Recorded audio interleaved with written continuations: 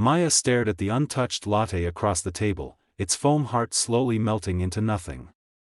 The cafe's soft chatter and clinking cups blurred into a distant hum as the truth settled in. She had been rejected before the date even began. A message still glowed on her phone screen. Sorry, you look different in your photos. I'm not into that type. No name. No goodbye.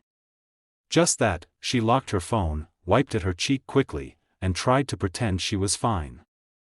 But it was hard when everyone around her seemed to be paired off, hands touching, laughter spilling, eyes meeting in that easy way she always envied. Her heart felt heavy, not just from the sting of rejection, but from years of being told she wasn't enough.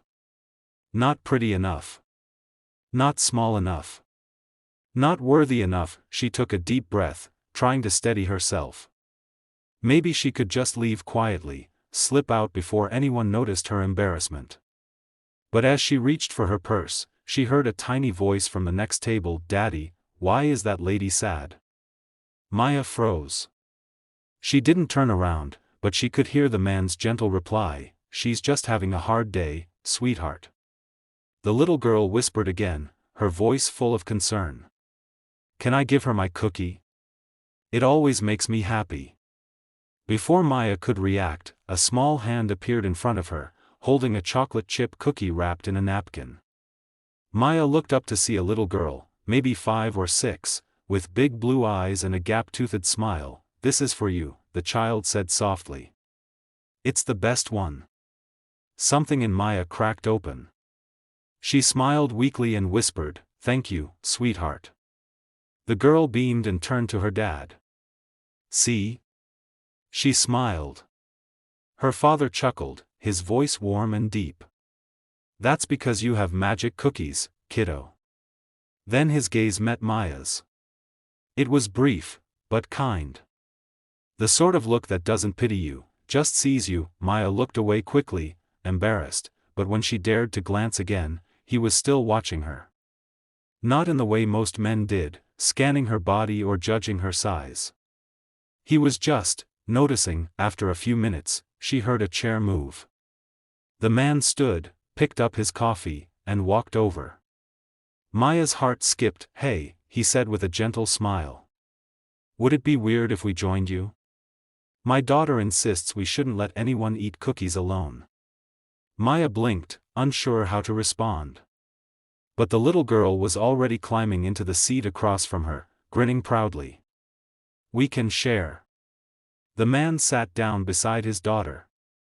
I'm Daniel, he said. And this little negotiator is Lily. Maya smiled shyly. Maya. They started talking, awkwardly at first. Lily did most of the chatting, explaining how she was learning to draw unicorns and how her dad's pancakes always came out funny-shaped.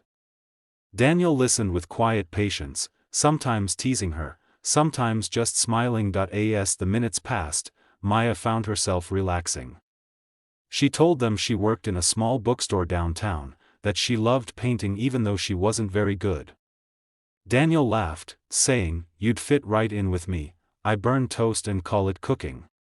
Something about his easy humor loosened the knot in her chest.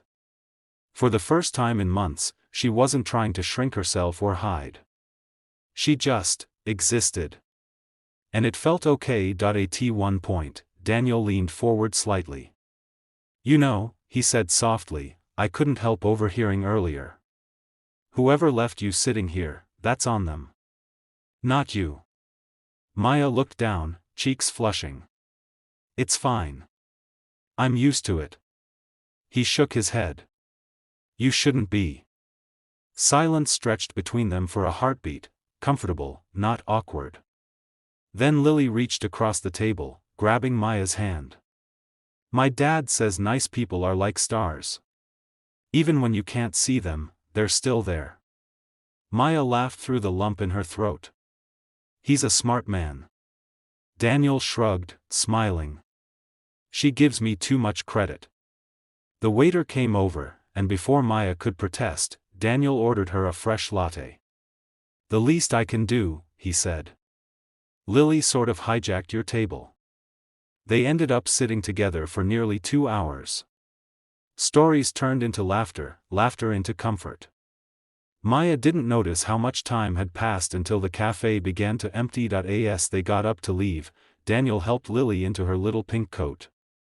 "We should probably go," he said, then hesitated. "But, there's a small park near here. Lily insists on feeding the ducks every Saturday. You're welcome to join us." "No pressure, of course." Maya hesitated, instinctively wanting to say no. But then Lily looked up at her with that same bright smile. "Please come. The ducks love new friends." And before she could overthink it, Maya nodded. "I'd love to." Outside, the cool evening air wrapped around them. The street was alive with people, laughter, headlights, the hum of city life. Lily ran a few steps ahead, swinging her little backpack, while Daniel and Maya walked side by side. "So," he said after a moment, "was that your first blind date?" She laughed softly. "And probably my last." He smiled. "Maybe it just wasn't the right kind of blind date. Sometimes the right people are sitting at the next table, waiting to notice you." Maya looked at him, and for a heartbeat, time seemed to slow. There was something honest in his eyes, something that didn't ask her to be less, or different, or smaller. Just her. Lily ran back, slipping her small hand into Maya's. "You can hold my hand too," she said proudly.